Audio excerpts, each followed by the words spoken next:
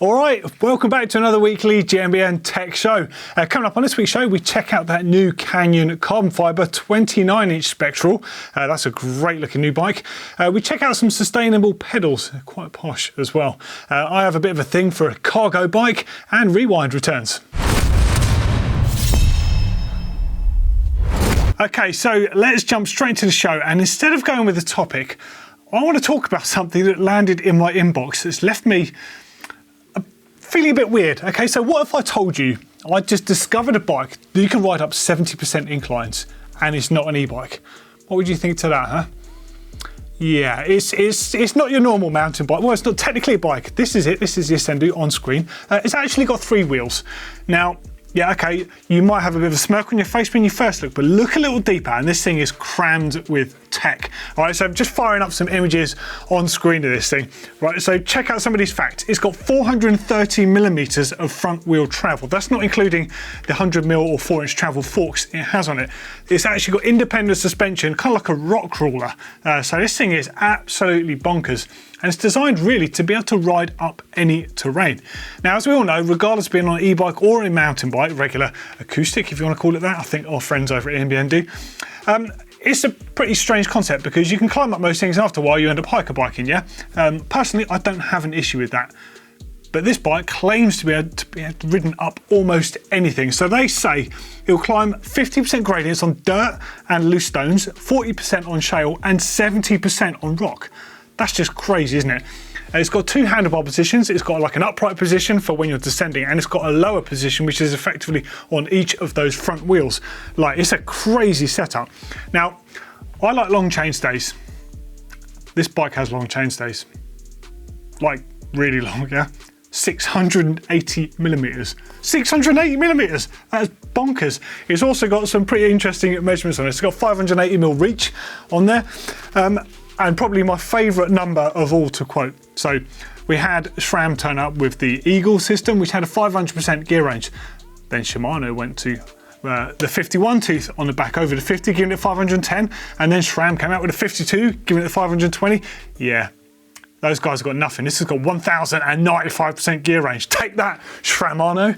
This is probably the weirdest mountain bike of all time. And I'm sure a lot of you are looking at it thinking, yeah, this thing is just bizarre.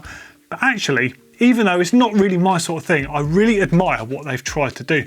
And the video just basically suggests you can ride up literally anything on it. And from a challenge perspective, I quite like that idea. I'd like to actually see what you could ride one of these things up. Is this the weirdest mountain bike out there on the planet? What do you think?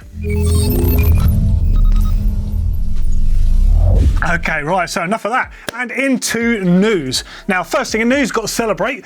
We've hit 300,000 subscribers here on GMBN Tech, so I have to thank each and every one of you. Honestly, thank you so much. It makes all the hard work really worthwhile. After all, we're making what we do for you. So we'd love to know your input on things you'd like to see us consider in the future.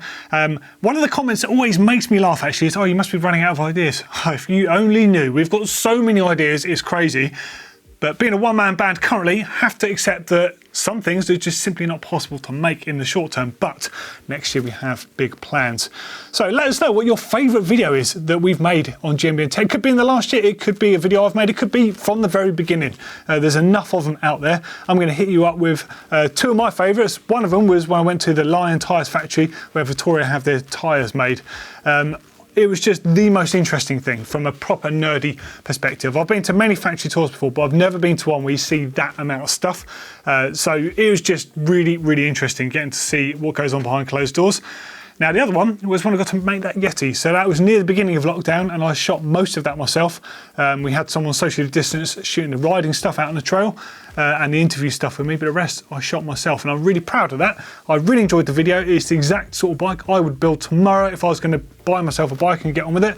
So it really was, it came from the heart. I loved it, every bit of it, and actually gutted that the bike's not here anymore and I had to go back to Yeti, but hey ho, maybe I'll get Yeti another time. But yeah, let us know anyway, and thank you, honestly, from my heart, thank you to all of you. It makes a huge difference to daily life, knowing there's so many great people out there subscribing to our content and getting involved in the social media, so thank you. Okay, next up in news is the new Canyon Spectral 29. So, if you look on the website, they're still doing the 27.5-inch wheel model, but I'm not interested in that. Let's just move that one aside. This is the new 29. So it's got 150mm travel. You can have it two options, either 150 on the front or 160 on the front. Accordingly, it's going to be very slightly slacker. You can adjust the BB on there with the flip chips. Now the flip chips on there adjust the geometry, I think a ½ degree you can play with. It gives you 8mm difference in BB height. I'm just going to run you through some different shots of different models. It's Canyon, they come in loads of different options. Currently it's just in carbon fibre, but I do imagine down the line there'll be an alloy version of it. So small, medium, large and extra large, 64.5 degree head angle, absolutely bang on point. 76.5 degree seat angle, bang on point for climbing. Hooray, this is like a really progressive frame. Loving the sound of this. So 437mm chainstays, great, not too short. You don't want things too short, you've got to have that balance on the bike. 435 to 510mm reach across those four sizes with the 29-inch wheels. Again, like I said, on the site you can still get the 27.5, so that's a different feeling bike, you know, similar travel, but that's a bit more agile, probably a bit better for the jumpers and the sort of people who want to play around a bit, but this one is a real trail beast. So it has a 40mm stem on all sizes, which is great. Has a 760mm bar on the small. The medium, large and extra large have 780s as far as I know. Currently they're retailing from 3,449 that's in pounds, up to 6,199. Carbon fibre 4-bar link is got their triple phase rear suspension, so very supple, very supportive, ramps up nicely, feels great with air shocks. You don't really need to tweak too much in the way of air volume spaces on there. It's a very progressive back end, but it doesn't feel harsh. So it's a really, really nice feeling bike. I know that Neil's been loving his, and I know that he's sent it to flat several times already, and the bike still survived.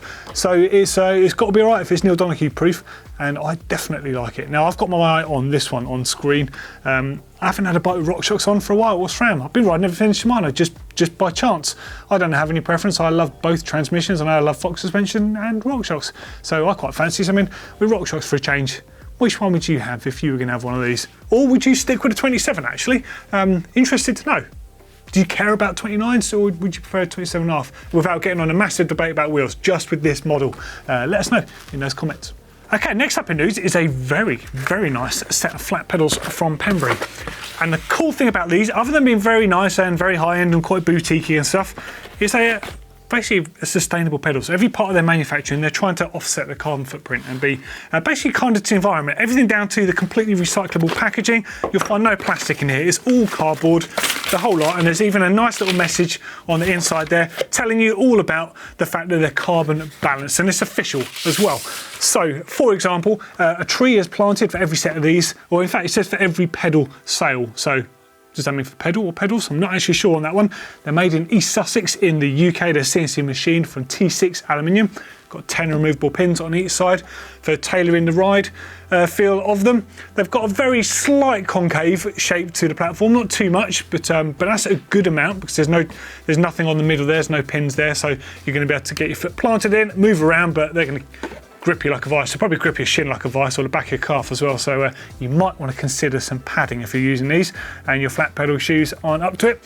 Now they're 15mm thick, or thin, should I say. That's incredibly thin, so it's going to keep you very stable on the pedal itself. 110 by 100mm in size, so pretty much 4-inch square, and they've got fully sealed bearings, and I think they're running on Igus bearings or Igus bushings on the inside. Very, very nice pedal, absolutely beautiful. The attention to detail, and I've got to say, you should hopefully be looking at the same shots that I'm looking at now.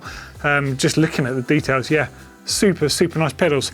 Now, it's been calculated for each pair of these pedals generated or made, it generates 92 kilograms of CO2. So they're going to aim to plant 10 trees even, for every tonne of CO2 that the brand produces, making them carbon neutral, basically.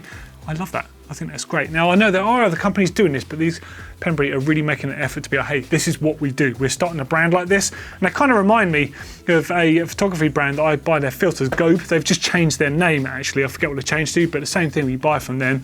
It comes in recycled cardboard packaging. They plant trees for every purchase. So if you're looking for filters, by the way, check out Gobe. They're really cool. But back to the pedals, 110 quid here in the UK, so it's pretty similar in US dollars, although I don't know about distribution just yet because these are so new. But super nice if you're looking for an alternative pair of flat pedals. I think they look great. on last week's show, we checked out some of those cable cherries from Forager Cycles, the US brand, and I said that I'd got in touch with them to try and find out if they were going to have some UK distribution because, well, I just really wanted to get hold of some. They actually dropped me a message on Instagram, which is great, so much appreciated to Forager Cycles. And they said they may well have UK distribution soon. They basically gave me some names, but I don't want to give it away in case their deal doesn't work with them. But I'll keep you posted when they tell me more. So they're making some really cool stuff. And it just made me have another look on their Instagram page, and I spotted this.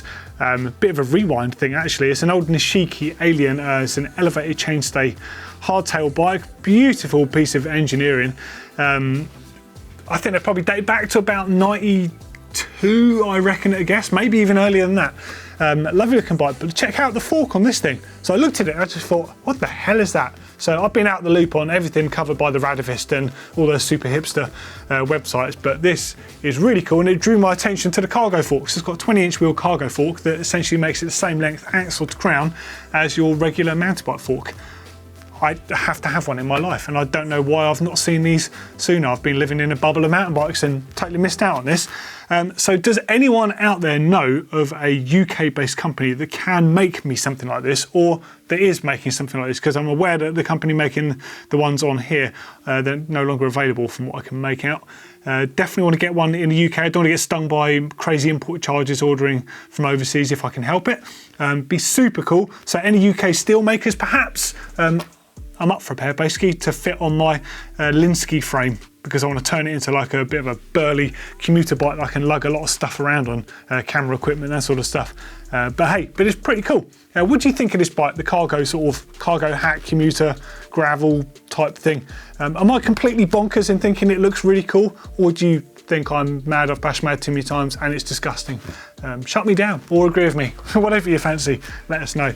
Next up, an interesting one from RockShox, actually. So I quite like when companies use social media to actually remind you that you don't always need to spend loads of money. So last week we looked at the Gore, what they were putting out. Basically they weren't trying to sell you anything, they're just trying to show you how to look after what you've got to get the most from it. And they weren't even using anything from their own brand. So they were using, I think, an example of a Salomon trail running shoe, like a 3XA Pro, whatever they're called. But very cool, and I like it when they did that. And RockShox have just done this post, and it's a bit of a reminder that you can upgrade parts on your suspension. You can make your suspension forks better without necessarily having to have a new set of forks. In this case, it's the Debonair damper, so Debonair air spring even. Gosh, shoot me for the damper thing. It's essentially the air spring for the inside of the fork, massive negative spring in it, so super, super compliant and supple. Loads of grip off the top, and the ability to ramp it up with air volume springs.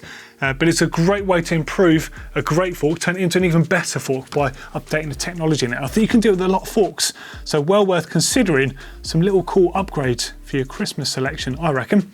And the last one I just want to put up, I saw this stem from Bergtech, a British company.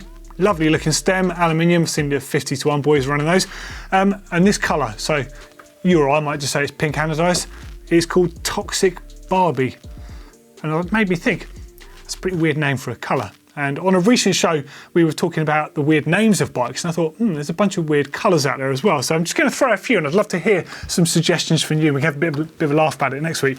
So my nuke proof, in case you didn't know, the purple colour is actually called Depressed Aubergine. Apparently one of the designers there, who's a vegan, was like, yeah, I'm having that name for that bike. I had no idea why Depressed Aubergine. Aubergine? Cool. Depressed Aubergine? Really? Mental name. Anyhow, Evil, their bike in blue is called Angry Dolphin. Bizarre name. Don't go Googling that one. Certainly not on a computer where you're at work or anything like that, because it's pretty bad from what I've been told by people that are laughing just behind that camera. And also Santa Cruz, they've got Fog, Oxblood, but interestingly, their 5010 bike, the one you can see on the screen here, that looks to me is pretty much Yeti Blue, is just called Blue. Funny that, they didn't call it Yeti Blue, even though it's pretty much the same colour. But are there any other crazy names out there? Let me know, I want to know, because why not just call it blue or turquoise or the Pantone colour that the bike might be?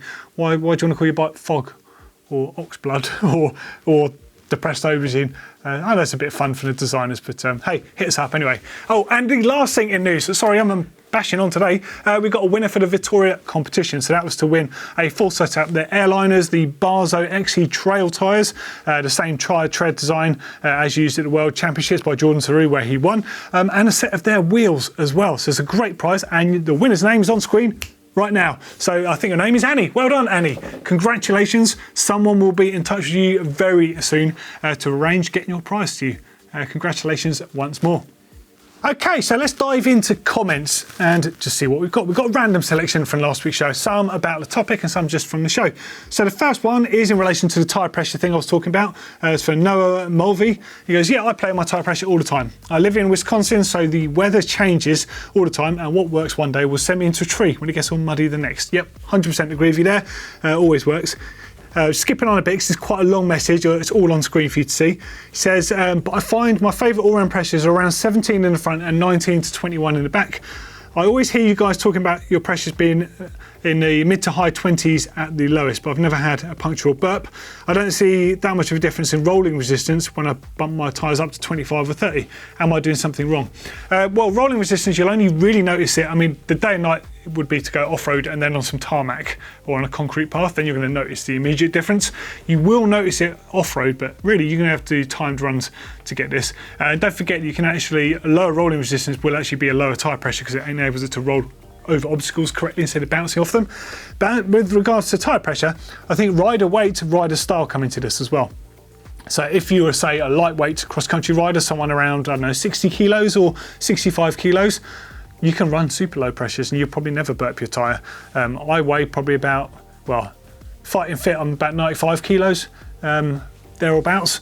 So a bit heavier than some people. Obviously, I'm going to be lighter than some people, but as a result, I tend to run my tyres slightly firmer to achieve what might be a similar feel with you at a lower pressure. So, and then Blake, for example, he might be a bit lighter than me, but he rides extremely hard on the bike into turns, really loads the bike up. So accordingly, he'll have to go slightly higher in pressure or run an insert or run a thicker sidewall on the tyre. So there's loads of different options with the way you can do things. You're not doing anything wrong. As long as you found what works for you and you say by 17 on the front and 19 to 21 on the rear, if you're not burping them, you're doing everything right. So good work, Noah. Next up is from Tone Lock. Tone Lock. You're not the Tone Lock, are you? Like Wild Thing, hip hop, yeah? No? Okay. I really should keep track of my tyre pressure, but I just go by feel. If it feels right for where I'm riding, I just leave it and go. Nothing wrong with that at all. Although I'd be interested to see if you were surprised by the tyre pressures you've got in there. Because when I really started messing around with it several years back, I was really surprised by how low I was going on certain tyre combinations. In the sort of pressures, you're talking like sub-20s on some in winter. But hey, do what you want, it's all good.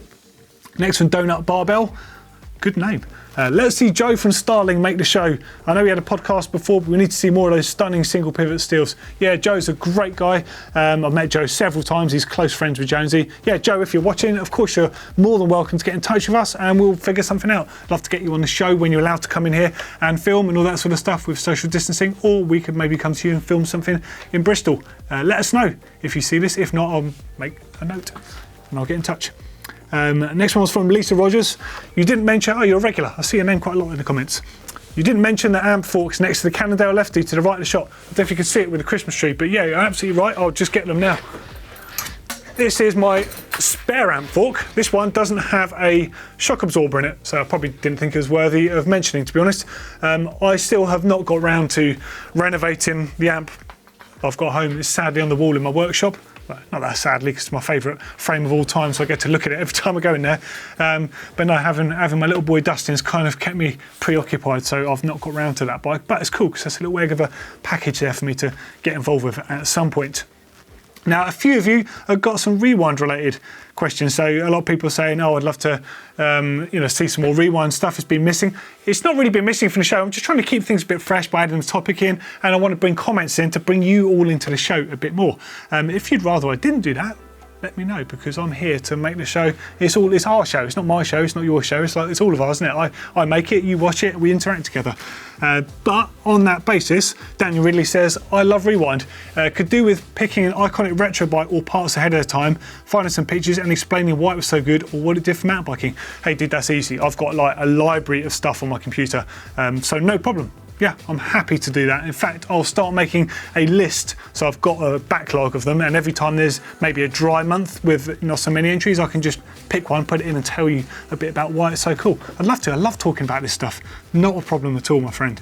Next on Fact TV. Please, Doddy, tell us part of MTB Tech history each week. It'd be so good. Yep, no problem. And the general consensus, there's a few more on screen here from Raw, Barry Sloan, Fozzie S.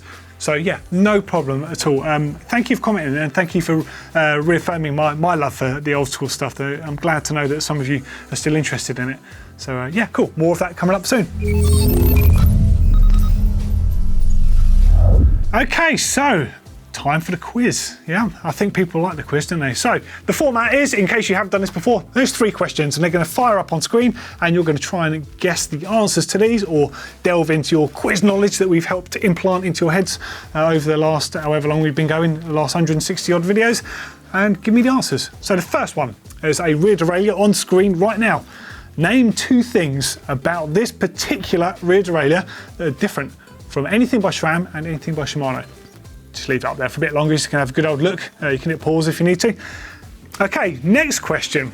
Atherton bikes use a combination of carbon fibre tubes and titanium lugs. Now, G was a guest recently, so the clue is in any of the content we put out with G Atherton recently. Does anyone know what's different about the way that these carbon tubes bond into the lugs compared to other examples of bikes that also have metal lugs and carbon tubes? Bit more of a techie question, but I'm hoping that some of you might have watched that video. It was a pleasure to film with G, by the way.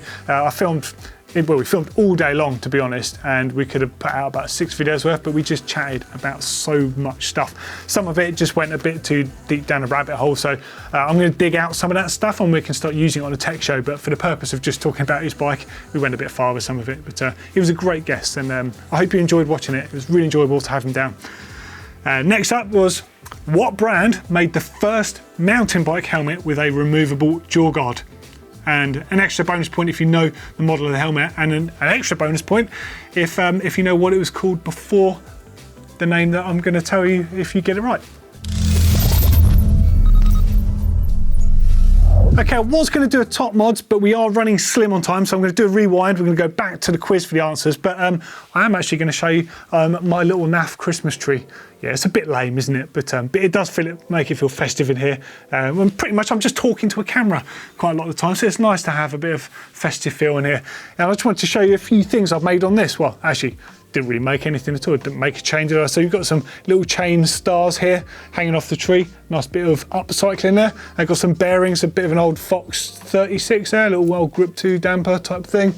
Some bearings, some old sort of reverse components, handlebar grip, I think, something like that. All sorts of random stuff. But what did you think of these? Have these inspired you, if I could take one off, has that inspired you to make any Christmas decorations from bike stuff? If you have, what have you made? Have you got anything? And have you decorated your bikes for your Christmas ride? Come on, tell me you're doing some sort of Christmas ride. I'm doing one with my friends. Of course, we're limited in what we can do with social distancing and the groups. I think it's groups of 6 we're allowed to ride, but 6 is enough. So me and 5 friends are going to go out for our Christmas ride on the last Monday before Christmas. That's religiously the day that we will always do it on. Take a few beers with us, take some food in the bags, get out on the mountain bikes, and hopefully we're going to decorate our bikes a bit, but we'll see nearer the time. If you've done anything, let us know and get them into that top mods, the address right there on the screen. Okay, so now it's Rewind, which a lot of you have been waiting for. I'm really excited to be back, especially seeing what I can see on my computer monitor right now. One of the nicest bikes of all time. So Rewind, it's all about the old school mountain bike stuff. If you've got anything old, send it in. If you want to know about anything old, ask away in those comments. Could be about a specific product, could be about how a product developed into something. Anything goes, let us know in those comments. You know what to do. So the first one this week is from Valentin. He's in France and it's an old red intense Taser hardtail. I mean, Taser, hardtail name, coolest names ever used by any brand. What a beautiful looking hardtail. So these were pretty slack, so pretty different from what a lot of people were doing at the time. They were making hardtails geared around dirt jumping. This was most definitely designed around slalom, and then of course other formats that were around at the time, like dual, where it was all the way down the hill, and dual descenders, things like that. They did a full suspension version, which is actually on my wish list of bikes to have at some point. Beautiful looking thing. But so Valentin says, I bought the frame brand new, put on a Manitou minute fork. Yeah, that's quite period. DT Swiss wheels, a Thompson stem and a seat post. Yeah, man, and you've got the intense lock-on grips as well. I'd give you additional kudos points if you get some intense tyres on there, because those things were super cool. I had the System 4 tyres. Do you remember those? Those tyres on that bike go like stink, that thing. Those tyres were amazing, super fast, pretty thin in the sidewalls though. They weren't like the downhill tyres, they were like the 4-ply. Do you remember those? You could like ride 40 miles an hour into like a curb about this big and wouldn't even get a snake bite. Their tyres were ridiculous. Couldn't take them off though if you did get a puncture. Completely buggered on that front. But super cool. I just love all the old intense stuff. One of my favourite brands, you know. I think they've got the image just right. They've got the proper race heritage behind the brand. They're big, they're bold, they're in your face. I love it. I just love everything about the brand. Really cool. Yeah, and your bike looks amazing, mate. Really, really nice. If I was being picky, I might lower the saddle a bit, but ignore me. What do I know? I don't know anything about this. This is your beautiful bike. Lovely. Thank you for sending that in, Valentin. What a nice trip down memory lane. It's crazy because it's not even that old, but I bet the bike's still from what, early 2000s, maybe even earlier than that. But it looks rad either way. And another rad bike here. So this one is a Brian Lopes 2001 GT World Champ bike in Laguna Beach in California. So I guess you may have bought this from Brian Lopes because he lives in Laguna Beach. I've been to his house. One of the coolest riders actually. And in fact, I think Lopes actually has unfairly got a bit of stick over the years. He's just a competitive guy, that's the way he is. He's a really nice guy. I wouldn't say he's timid, you know, he's quite an outgoing guy, but he's definitely got a bit of a front if he doesn't know someone. I don't know whether it's an image thing or not, but it took me a while to get to know the guy, and I just realised he's just amazing. He's a great guy, unbelievable on a bike, and probably one of the single most competitive human beings I've ever known. He honed his training around winning races. You know, there was races where he would have one flat pedal and one clip-in pedal. Like when they did mountain cross races using moto gates, the moto gate would drop towards you rather than away, and you had to start with 1 foot on the ground. So Lopes looking for the quickest way out of their gate possible. Any advantage will do. So 1 foot on the pedal, clipped in. The other on the flat pedals, you can't mess it up. And he would have half a crank on everyone else. And when you can pedal like him, that's a big advantage, and he won, obviously. So, but anyway, back to the bike. Brian Lopes is a friend of my shop. A friend of his stopped by to leave his bike. So Brian came in to pick it up. Not sure of the story. Thought I'd take a few pictures of it. Well, yeah, so World Champ's bike, dual World Champ. So I'm hoping you've got the original tyres and stuff on this bike. Okay, so it's got a THE saddle on there. One of the Eastern, I think that's a carbon post with the clamp bonded. I might be completely wrong, but they used to do a carbon with a bonded clamp on the top. They also did an alloy one. It could be that one. So triple triangle, although very compact on this one. XTR cranks on there. The nicest looking XTR group set actually, that one. With the road style block on the rear, the MRP slalom chain guide. The wheels on your chain guide are a bit deteriorated. If you're looking for perished ones, there's a guy called Jamie Lynn, a great guy, friend of the show as well. He owns a chain of bike shops called Mountain Mania, and he got a load of these made up. So you might want to get in touch with him if you want to get some more of those. Cool to see the combination of tyres. So it's got the Lopes Bling Bling dual tyre on the front. Sometimes you used to run those front and rear. Super sticky rubber. Fairly fast rolling though, an open tread, but you've got the 60A Larson TT on the rear. So that's a super fast tyre. So that does look like the sort of spec that Lopes would run. But yeah, very cool. Nice to see that. And then a Fox 30, is that a 32 80mm travel Terralogic? There was also a feature that I think Lopes worked with Fox to have put on those forks, where they basically, the fork would lock down and it wouldn't move until he initiated the movement. I forget what the feature was called on there, but it's basically he wanted the fork to be completely rigid out of the starter gate to not lose any power, and then when he decided to give the fork a good old bang on the handlebar or hit an object, then the fork would start compressing and working. Literally marginal gains, but they worked because he was just unbelievable. In fact, he'd be a really interesting guy to chat to about some of the tech he worked on over the years, because there's so much of it. Fascinating stuff, and he really does know, he's really dialed in with bike setup as well. If you're watching by any small chance, I doubt you are, Brian, but hi, and it'd be good to hear from you again. Drop us a line on Instagram or something and we'll get in touch. But yeah, mega cool. So what rims are those? So Sun Ringlay SUVs, yeah, Chris King headset, running Scandium bars on there by Eastern. Yeah, super lightweight, so the old monkey bars. Yeah, you see the tyres getting there. Yeah, the Bling Bling dual tyres, designed by Brian Lopes, 35 to 65 PSI, 2.35s. Very nice indeed. Yeah, and there's that chain guide with the old perished wheels. Oh, you've got to get those sorted out on there. Whoever owns the bike now, whether it's Lopes or someone else. Saddle, 2001 World Champ, signed by the man himself. Awesome stuff. Next one is from Andy in Christchurch, New Zealand. It's a Rocky, well, he said he's got a Rocky Mountain altitude. This bike isn't a Rocky Mountain altitude. A good friend's been riding around this bike for some time. He shot past me one day and I was able to get these pics. Can you tell me about the fork, the shock, and mostly about the brakes? They look like hydraulic rim brakes. Okay, the shock is a no-lean one. Unsure if it's the one that came stock on that bike. It looks like the one that used to come on the GT RTS. Looking at the fitting on the bottom of the shock. So the GT RTS had a pierced seat tube and it had a no-lean shock design. It was housed really low down on the bike and it used to actually sort of penetrate through the seat tube to hit the rocker. Really bizarre design. And it doesn't, I can't see why you would need that shock on there. You wouldn't just have a normal one. But, well, that's at least my theory of the shock. You can look up the GT RTS and see the shock for yourself on there. So it's a KHS frame. The fork, is that what you're asking about? Yeah, Marzocchi Bomber. So that's not one of the earliest ones, but it's still one of the Marzocchi Bombers from fairly early on. Probably an oil bath, maybe a Z2. Can't see the rest of the fork there. If it was a Z2, I think they had 80mm travel and exactly the same layout. Coil springs, oil, open bath. Still work today, a lot of them. And the brake though, Magura HS33 race lines, hydraulic rim brakes using mineral oil. Immensely powerful, so powerful you could squash a rim with them, a cheap rim mind, and so powerful that you'd flex frames out massively because the amount of power they're pushing into the rim. Trials riders delight, so all trials riders used to love those. Martin Ashton is a huge fan of those brakes, I know for a fact. There you go, a bit more information about them, but thank you for spotting that and taking some shots of it. Very cool. I would love to know, in fact you can see the brace on there to help clamp them all together there.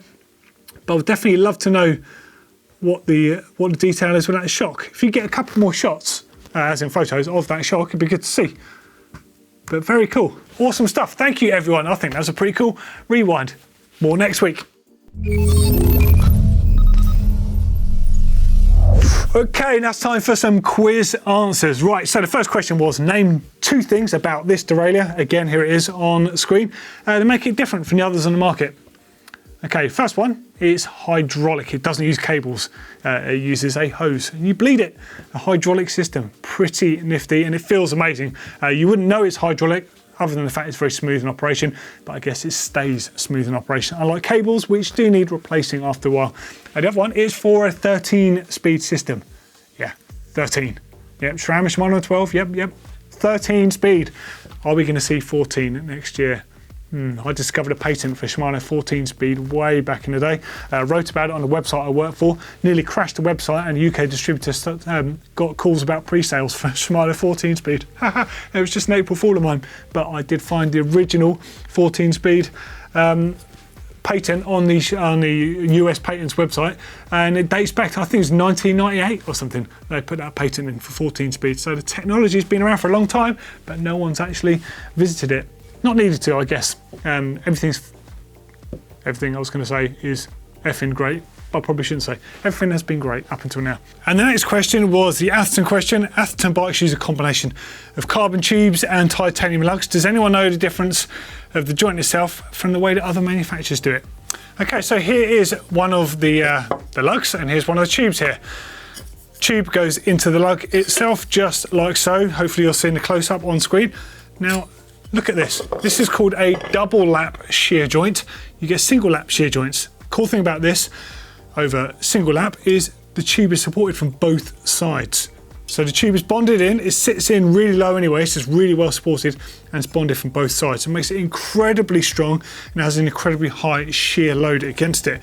Whereas a single one, essentially the tube would just go push over the top or sometimes on the inside, depending on the variety and which brand you're talking about. Some of those, in time, the tube could twist and come undone, but not with these bad boys. The scary thing about this is G had a crash in a recent video, which he showed me, and he told me the amount of other things that ended up breaking on the bike, and the frame is absolutely fine. He's still running the same frame now, and he's actually quite candid. He's not broken one of these yet, so says a lot really, doesn't it? Okay, so what brand made the first mountain bike helmet with a removable jaw guard? I feel like some of you might have said Bell, because they famously did the Bell Super Tour, but you'd be wrong. It was actually Troy Lee. And here is the jaw guard, and I should have got the helmet down in advance. And this is it. The jaw guard, thanks to these little bolts on to the bottom of the helmet.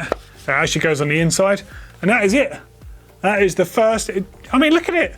It's a wicked looking helmet.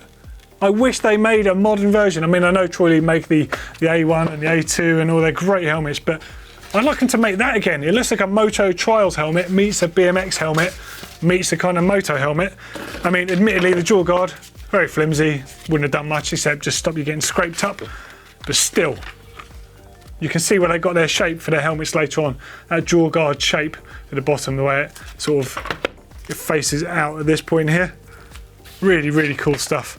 Love it. So, it was called the Troy Lee Edge. Yep, you can see there. For the extra bonus point, did you know the brand it was before? It was Showy. Here's a photo right now on screen of the very original one. So it's a Showy TL Comp. It was the first model. Then it later became a Troy Lee Edge, which you get with the removable jaw guard. Super cool helmets. I think they look amazing. In fact, I'd love a Showy version of this helmet, which came in the white colour, as I just showed you. That one belonged to Greg Herbold. That was the first World Championships winning helmet, as well, as far as I know. I'd love one for the set wall. So if anyone's got one, they'd be willing to donate. It'd be amazing to put it up on our lovely wall here on GMBN Tech. That's the end of this week's show. What did you think? Did you enjoy the show? Did you like my Christmas tree, or was it just rubbish? We'd love to hear from you. We love you guys and girls watching our videos. So thank you once again for getting us to 300 subs. Yes! See you next week. Ta-ra.